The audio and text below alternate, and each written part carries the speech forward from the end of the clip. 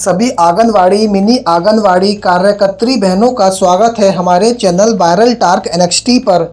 यदि आप हमारे चैनल पर पहली बार आए हैं तो हमारे चैनल को सब्सक्राइब कीजिए और हमारी वीडियो को लाइक कीजिए, क्योंकि हम आंगनवाड़ी से संबंधित वीडियो बनाते रहते हैं।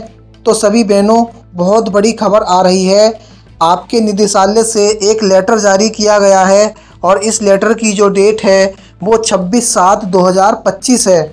और इस लेटर का जो विषय है उस विषय में बताया गया है, इसका जो विषय है इसमें बताया गया है कि 1 वर्ष की अवधि के पश्चात जन्म मृत्यु के विलंबित पंजीकरण के संबंध में नियमानुसार विद्यापालन एवं पर्यवेक्षक की कार्यवाही विषयक।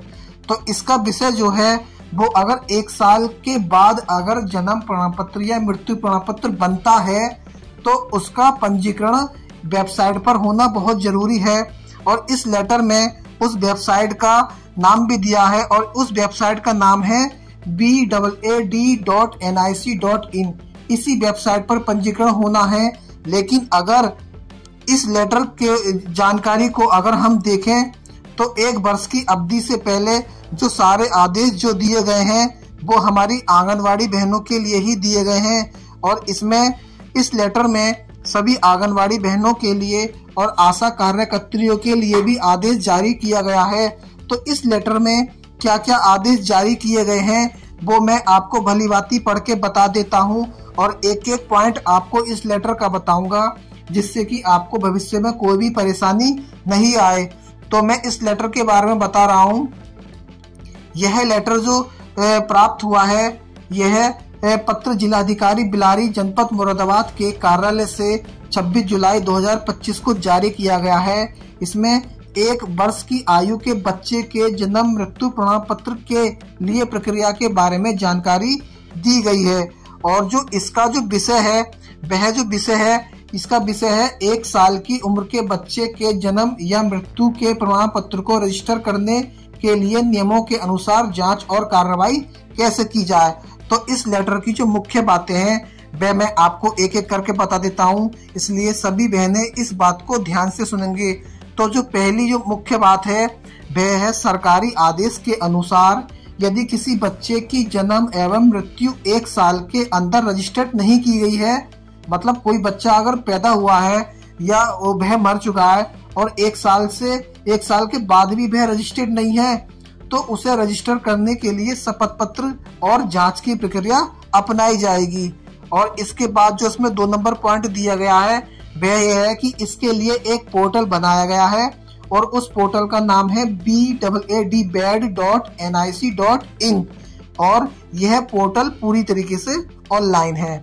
तो इस लेटर का जो तीसरा जो पॉइंट है मैं आपको बता रहा हूँ कि राजस्व अधिकारी, ग्राम पंचायत अधिकारी और चिकित्सा अधिकारी को यह निर्देश दिया गया है कि जब भी कोई व्यक्ति अपने बच्चे के जन्म या मृत्यु का प्रमाण पत्र बनवाने आए और 1 साल से ज्यादा समय बीत चुका है तो वह जो आवेदन करेगा वह BAAD.nic.in पर ही करेगा। मतलब अगर 1 साल से ज्यादा बीत गया किसी बच्चे को पैदा हुए और मरे हुए तो अभी अगर उसने रजिस्ट्रेशन नहीं कराया है तो वो इसी वेबसाइट पे जाके कराएगा।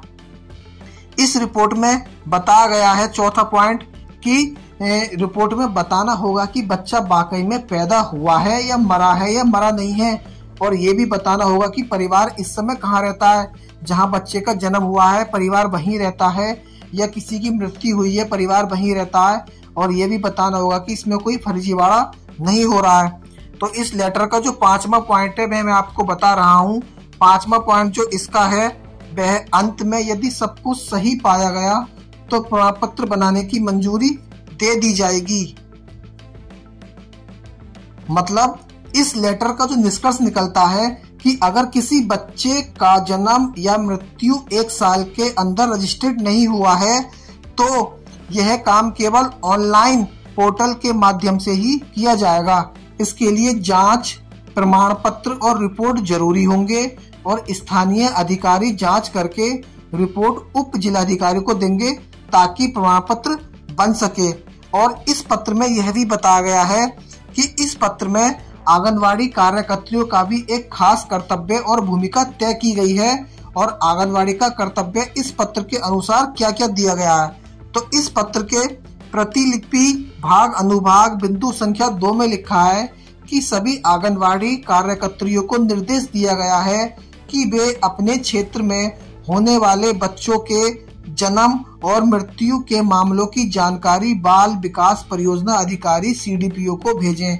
मतलब जो आंगनवाड़ी का जो एरिया है, जिस गांव में भी वह आंगनवाड़ी है, जहां पे भी अगर कोई व्यक्ति पैदा हो रहा है या कोई व्यक्ति की मृत्यु हो रही है तो उसका सारा डाटा वह अपने बाल विकास परियोजना अधिकारी को भेजे। यह जानकारी इसलिए दी जानी है ताकि बाल विकास अधिकारी उस जानकारी को वेरीफाई कर सके, यानी आंगनवाड़ी कार्यकर्त्री बच्चे के जन्म या मृत्यु की सच्चाई की पुष्टि करने में सहायता करेगी। यह आंगनवाड़ी का बहुत ही इम्पोर्टेंट काम है जो इस लेटर में बताया गया है। अब मैं आपको आगे बताता हूँ। आंगनवाड़ी कार्यकर्त्री अपने क्षेत्र में यह ध्यान रखना होगा कि कोई बच्चा पैदा हुआ है या किसी बच्चे की मृत्यु हुई है। अगर उस घटना की जानकारी नहीं दी गई है या देर से दी गई है तब आवेदन आएगा, तब वो स्थानीय स्तर पर जांच में सहयोग करेगी। अगर कोई भूलवश किसी बच्चे की जानकारी आंगनवाड़ी कार्यकर्त्री अपने अधिकारी को नहीं दे पाती है तो स्थानीय स्तर पर इसकी जांच होगी, तो आंगनवाड़ी कार्यकर्त्री उसमें सहयोग भी करेगी और उसकी रिपोर्ट में यह साबित किया जाएगा कि वाकई जन्म या मृत्यु हुई है या नहीं हुई है। आंगनवाड़ी कार्यकर्त्री के लिए स्टेप बाय जिम्मेदारी भी इस पत्र में दी गई है और वह जिम्मेदारी क्या क्या है मैं आपको बता देता हूँ।